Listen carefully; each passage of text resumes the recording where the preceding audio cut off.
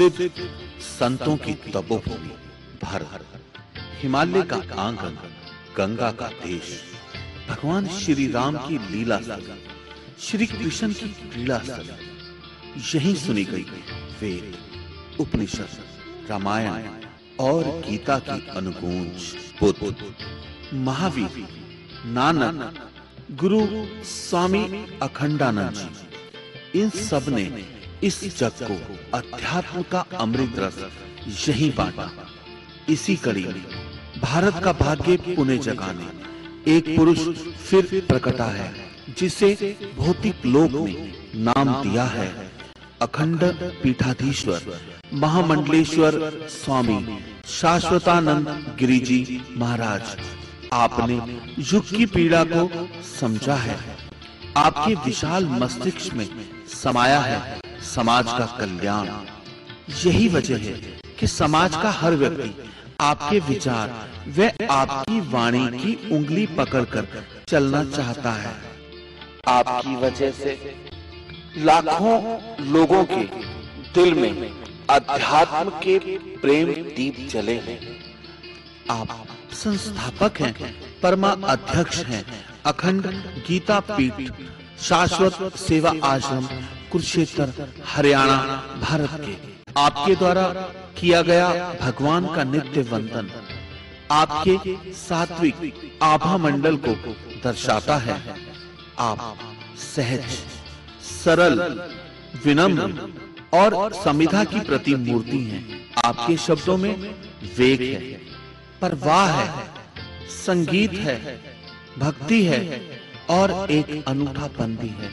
तो आइए सुने और आनंद लें। ओम गुरुर्ब्रह्मा गुरुर्विष्णु गुरुर्देवो महेश्वरः, गुरु साक्षात् परब्रह्म तस्मै श्री गुरवे नमः। वंशी विभूषित करान्नवनीरदाभात्, पीतांबरा तरुणबिम्बफलाधरौष्ठा, पूर्णेन्दु सुंदर मुखादरविंद नेत्रा, कृष्णात् परं किमपि तदहं न जाने।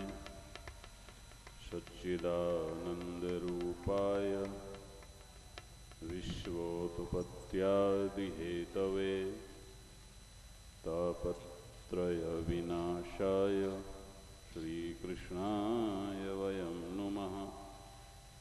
यं ब्रह्मा वरुणेन्द्ररुद्रमरुतः स्तुनुवन्ति दिव्यैः स्तवैर्वेदैः, साङ्गपदक्रमोपनिषदैर्गायन्ति यं सामगाः। ध्यानावस्थिततद्गतेन मनसा पश्यन्ति यं योगिनो, यस्यान्तं न विदुः देवाय तस्मै नमः, देवाय तस्मै नमः, देवाय तस्मै नमः। ओम सहना भवतु सहनौ भुनक्तु सह वीर्यं करवावहै, तेजस्विनावधीतमस्तु मा विद्विषावहै। ओम शांति शांति शांति। श्रीमन्नारायण नारायण नारायण श्रीमन्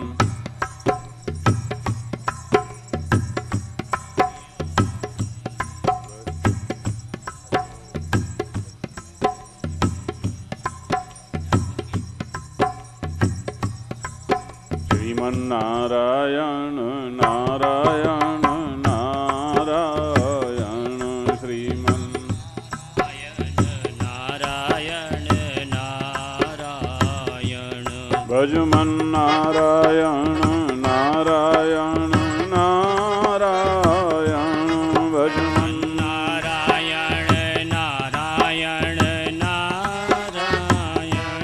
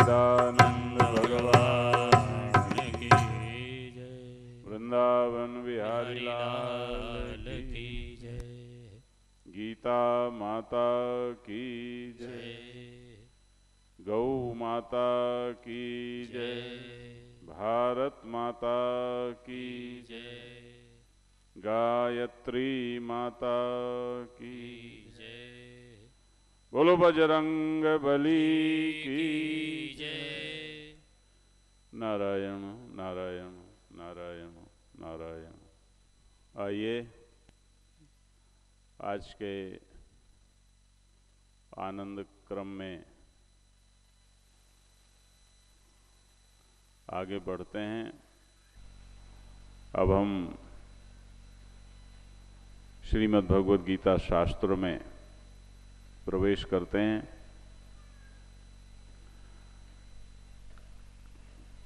कल आपसे मैंने ये कहा था कि श्रीमद् भगवद गीता का प्रारंभ गीता शास्त्र का प्रारंभ धृतराष्ट्र के प्रश्न से होता है। प्रश्न यानी तथ्य की जानकारी लेने की इच्छा। तथ्य एक चीज होती है और सत्य एक चीज है। सत्य शाश्वत होता है, एक रस होता है, अपरिवर्तनीय होता है, जस का तस, परिपूर्ण। क्योंकि यदि ऐसा सत्य ना हो तो किसी भी तथ्य की स्थिति नहीं बनती। सड़क स्थिर रहती है तभी उसमें गाड़ियां चलती हैं।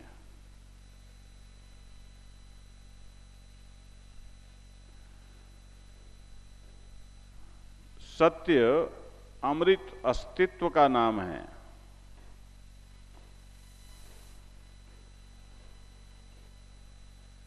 इसके अंतर्गत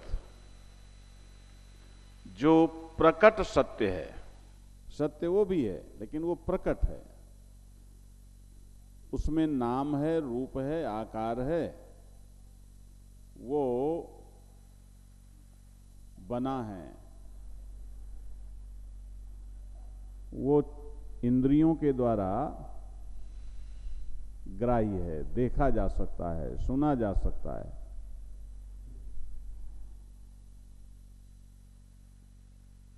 तो बड़ी सीधी सी बात है कि जो चीज बनती है वो मिटती जरूर है,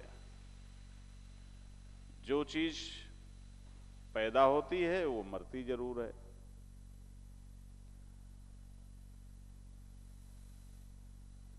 घड़ा बनता है तो उसे एक दिन टूटना भी जरूर है, लेकिन घड़े का जो उपादान है जिससे घड़ा बनता है वह मिट्टी, वह पहले भी होती है, फिर घड़े में भी होती है और घड़े के टूटने के बाद भी होती है। तो यहां पर मिट्टी सत्य है और घड़ा यह तथ्य है।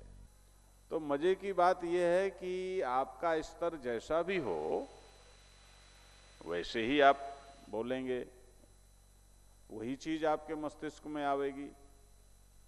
तो जो पढ़ा लिखा है, समझदार है, तथ्यजीवी है, केवल नाम रूप आकारों के जगत में ही रहने वाला है, व्यवहार जीवी ही है, व्यवहारों में ही रहता है, तो उसके अंदर तो प्रश्न ही पैदा होंगे। परंतु बताने वाला जब उसकी चर्चा करता है तो उस चर्चा में ऐसा भी हो सकता है कि वो अपनी ओर से आपको सत्य की ओर ले जाए, और ऐसा भी हो सकता है कि जिस घटना के बारे में आपने पूछा है उस घटना से ही सत्य निकल पड़े। तो श्रीमद् भगवत गीता में ऐसा ही हुआ। धृतराष्ट्र ने तो केवल 10वें दिन जब पितामह भीष्म धराशायी हो गए तो उन्हें लगा कि अरे ये हुआ कैसे। तो 10 दिन का युद्ध वृत्तांत सुनने की इच्छा व्यक्त की कि कैसे हुआ, मेरे पुत्रों ने और पांडु के पुत्रों ने आखिर किया क्या। तो युद्ध वृत्तांत ही जानना चाहते थे वो पूरा, जरा क्रम से। क्योंकि अब जिज्ञासा शब्द का प्रयोग मैं करके भी कहूं तो मैं ये कह सकता हूं कि अब प्रबल जानने की इच्छा हो गई कि क्या आखिर। वैसे जिज्ञासा शब्द का अभिधार्थ तो होगा जानने की इच्छा। तो अब वहां जो घटना घटी वो तो बड़ी विलक्षण थी। विश्व के इतिहास में ऐसी घटना कभी घटी नहीं थी और ना आगे घटेगी कि युद्ध भूमि में जाकर जब युद्ध की शुरुआत होने को है तो शुरुआत के पहले ही वहां एकदम उस परम सत्य की सर्वांग चर्चा, एक कोई उसका अंग शेष न रहा, ऐसी परिपूर्ण चर्चा, परिपूर्ण जीवन दर्शन के साथ भगवान श्री कृष्ण के द्वारा अर्जुन को सुनाने के उपक्रम के साथ हुई। अर्जुन को सुनाया भगवान कृष्ण ने। तो यह गीता शुरू तो होती है प्रश्न से, धृतराष्ट्र के प्रश्न से, लेकिन आज ये हम सबकी जिज्ञासा का विषय है। हम सबके प्रश्न का विषय इसलिए नहीं है क्योंकि हमें युद्ध वृत्तांत नहीं जानना। गीता के अंदर तो सत्य की चर्चा है, उसके आगे गीता का प्रकरण पूरा होने के आगे फिर युद्ध वृत्तांत भी सुनाया संजय ने। लेकिन ये जो श्रीमद् भगवत गीता है ये भीष्म पर्व के 25वें अध्याय से प्रारंभ होती है। इसमें केवल 18 अध्यायों में वह सत्य का वृत्तांत है, वह सत्य वृत्त है कहना चाहिए, जो विलक्षण है, अभूतपूर्व है, जिसमें कुछ भी शेष नहीं रहा, जो भगवान ने अर्जुन को माध्यम बनाकर कह नहीं दिया। क्योंकि हम सबके जीवन में ऐसी स्थितियां आती हैं, हम सब भी सदैव द्वंद्व में रहते हैं और ये जगत भी दो उलट चीजों का मेल है, ध्यान रखना। कहीं भी देखो दो उलट चीजों से मिलकर ये जगत बना हुआ है। हर चीज का कुछ ना कुछ अपोजिट है, प्लस है तो माइनस है, अच्छा है तो बुरा है, दिन है तो रात है, धर्म है तो अधर्म है, कुछ हर जगह। बिजली में भी दो प्रकार के आवेश हैं, पॉजिटिव और नेगेटिव, मेल है तो फीमेल है। तो इस द्वंद्वात्मक जगत में निर्द्वंद्व होने की विद्या यह बड़ी विलक्षण है। द्वंद्व से निर्मित इस द्वंद्वात्मक जगत में हमें कैसे निर्द्वंद होकर आनंद लेना है, यह कला गीता इसलिए परिपूर्णता से बताती है कि यह महाद्वंद्व के बीच में ही गाई गई। आप ध्यान दें। धृतराष्ट्र उवाच, धृतराष्ट्र बोला, धर्म क्षेत्रे कुरुक्षेत्रे समवेता युत्सवः मामकाः पांडवाश्चैव किमकुर्वत संजय। धृतराष्ट्र कहता है, धृतराष्ट्र का अर्थ मैं कल बता चुका हूं, धृतम राष्ट्रम, ये ना जो सार्वजनिक संपत्ति को अपनी मानता है। अच्छा सुनो, सार्वजनिक नहीं, सच बात तो यह है कि जिसे आप अपनी संपत्ति मानते हैं वह भी तुम्हारी कहां है। ईशावास्यमिदम सर्वम यत्किन जगत्याम जगत, सब कुछ ईश्वर से ही आच्छादित है, सब ईश्वर में ही है।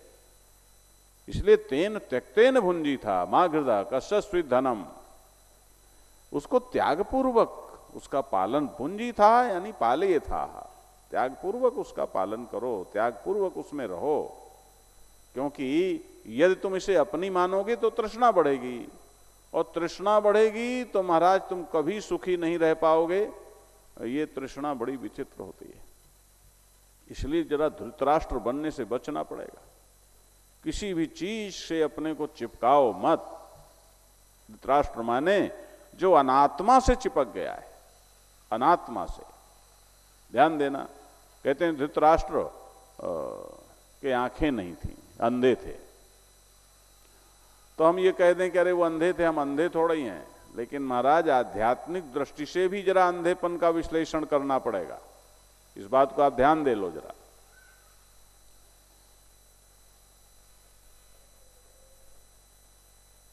आदि भौतिक, आदि दैविक और आध्यात्मिक, ये तीन दृष्टियां होती हैं। आदि भौतिक यानी जिसे हम फिजिकल, जो फिजिकल है, जो भौतिक है, जिसे चमड़े की आंख से देख सकते हैं, जिसमें वजन है, शकल सूरत है, पैदा हुआ है, बदल रहा है, मरेगा, ऐसा, इसको आदि भौतिक बोलते हैं। और जो दैवी है, विलक्षण है, लोकोत्तर है, उसको वो आदि दैविक है। और जो आपका समग्र व्यष्टित्व है, अब देखो कोई शब्द कठिन आ जाएगा तो मैं उसको स्पष्ट करने की कोशिश करूंगा। आपका अपना समग्र व्यष्टित्व, व्यष्टित्व माने इंडिविजुअलिटी, आपका अपना, अपना होना, ठीक है ना। आप जो हैं, आपका स्थूल शरीर, सूक्ष्म शरीर, कारण शरीर और आपका अंतस चैतन्य, प्रत्यक्ष चैतन्य, इस सब को एक कर दो तो उसको अध्यात्म बोलते हैं, अधिआत्मनि। कई विद्वानों ने तो अध्यात्म माने केवल शरीर कहा है, लेकिन अधिआत्मनि यहां आत्मा पूर्वक शरीर, चैतन्य पूर्वक शरीर। अध्यात्म में स्थूल शरीर की भी उपेक्षा हम नहीं करेंगे। स्थूल, सूक्ष्म और आपका जो जीवात्मा है, चाहे वो अंतःकरणावच्छिन्न चैतन्य से कहो, चाहे जीवात्मा कहो, चाहे आत्मा कहो, उस सब को मिलाकर होलिस्टिक इंडिविजुअलिटी, यानी आपका वह स्वरूप जिसमें से कुछ भी बचा नहीं। आप केवल मन के बारे में सोचते हैं तो कुछ रह गया ना, आप केवल शरीर के बारे में सोचते हैं तो मन रह गया, आप केवल शरीर के, मन के, बुद्धि के, चित्त के बारे में सोचते हैं तो आत्मा रह गई। लेकिन कंप्लीट आप, अब इसीलिए कई लोग कहते हैं अरे भैया हमारी गीता सुनने की उम्र है क्या? अरे बाबा, तुम्हें संसार में रहना है तो संसार में रहने के पहले तुम संसार को जानो, उससे पहले तुम्हें अपने को जानना चाहिए। इसीलिए मैं कहता हूं बच्चों को भी जरूर गीता सुननी चाहिए। वो समझें अध्यात्म माने होता है आपका अपना संपूर्ण स्वत्व, स्वभाव अध्यात्म उच्यते, अभी ये विषय और आएगा। तो हमारे जो शास्त्र हैं ये हमारे गौरव का विषय है। हमारे जितने शास्त्र हैं, चाहे वो गीता हो, चाहे वो भागवत हो, चाहे वो रामायण हो। कल तो आपने सुना महामंडलेश्वर पूज्यपाद स्वामी विवेकानंद जी महाराज से, उन्होंने तो भागवत भी ली, गीता भी ली। तो सब इनके आदिभौतिक अर्थ हैं। आदिभौतिक का मतलब कि रामायण आदिभौतिक, के राजा राम का चरित्र, दशरथ नंदन का चरित्र है ना, अयोध्या नाथ का चरित्र, अवधपति का चरित्र, ये रामचरितमानस आदि भौतिक हो गई। ध्यान से सुनते जाओ आप। और वही राम जब हमें अवतार दिखते हैं, अनसन सहित मनोजय अवतारा, लइहों दिनकर वंश उदारा, जब वही भगवान दिखने लगते हैं तो वही राम आदि दैविक हो गए। और वही राम सच्चिदानंद दिनेशा, सबकर परम प्रकाशक जोई, राम अनादि अवधपति सोई, विषय करण सुर जीव समेता, सकल एक ते एक सचेता, सबकर परम प्रकाशक जोई, राम अनादि अवधपति सोई। यानी जब वही राम हमारा आत्मा है तो ध्यान देना, जब राम को अपनी आत्मा के रूप में देखते हैं तो आध्यात्मिक राम है, जब राम को भगवान के रूप में देखते हैं तो आधिदैविक राम है, और जब राम को अयोध्या नाथ के, कौशल्या नंदन, दशरथ नंदन के रूप में देखते हैं, व्यक्तित्व के का आकलन करते हैं, तो वह आदि भौतिक राम है। ये तीनों बातें, अब ये हमारी परिपूर्णता है। अब ये बच्चों को मालूम होना चाहिए, हमारे जो अंग्रेजियत की तरफ दौड़ रहे हैं, जिन्हें लगता है भारत में कुछ भी नहीं है। मुझे बहुत आश्चर्य होता है, इस देश के अच्छे अच्छे पढ़े लिखे लोगों को भी लगता है कि इस देश में कुछ नहीं है, कूड़ा है। अरे बाबा, यहां बहुत कुछ है। इसीलिए कोई माई का लाल, चाहे वो जिस स्तर का व्यक्ति हो, आस्तिक नास्तिक, वो नकार नहीं सकता, न राम को, न कृष्ण को, न गीता को, न भागवत को, न रामायण को नहीं नकार सकता। स्वीकार करना ही पड़ेगा, ऐसे नहीं तो ऐसे। ध्यान देना, यह परम सत्य है। तो ये हमारे शास्त्रों की ये तीनों प्रकार के अर्थ होते हैं। तो धृतराष्ट्र का अंधापना जो आपको दिखता है आदि भौतिक रूप से कि आंखें नहीं थी, ये आदि भौतिक अंधापन हो गया, ये तो हमारे पास नहीं है। लेकिन बाबा आध्यात्मिक अंधापन भी देख लो। और आज ये शास्त्र क्यों बासी नहीं हुए, क्यों ये